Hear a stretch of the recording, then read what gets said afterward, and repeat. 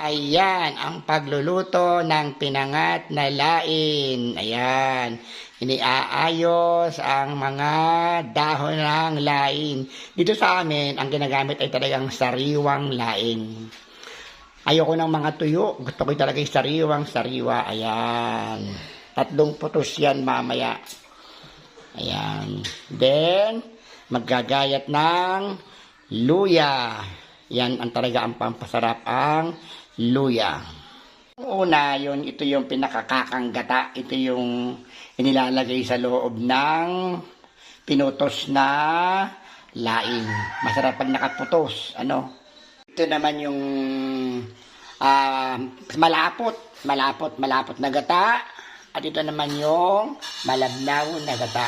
So, para medyo marami ang sabaw. Yan, bukod sa luya, nilalagyan din ng tuyo at lalong pampasarap ang reno.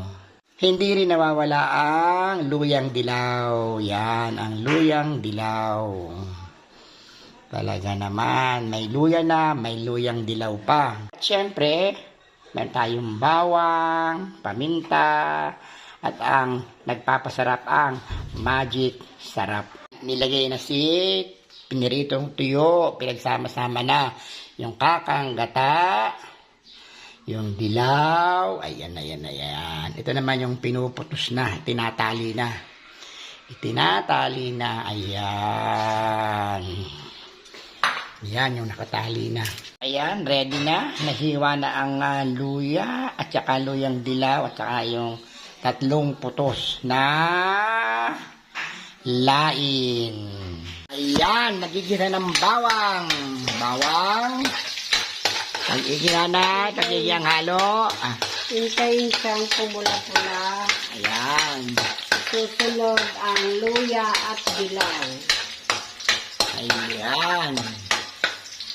Luya at dilaw. Then, yan na, halo. Ayan, paminta. mamaya ang asin. Mamaya asin. Ilalagay na rin ba yung reno? Yes. Ilagay na yung reno. Ilagay na rin yung reno. Ayan, para lalo talagang malinamnam na malinamnam. Halo. Ayan na. Ayan na po yung lain. Mga ilang minuto ito pakukuluin na ganito. Nilalabog-labog na kaunti yun na. Ayan, sige. Tapos paglabog na ilalagay na yung gata. Okay. Ayan na po, kumukulo na.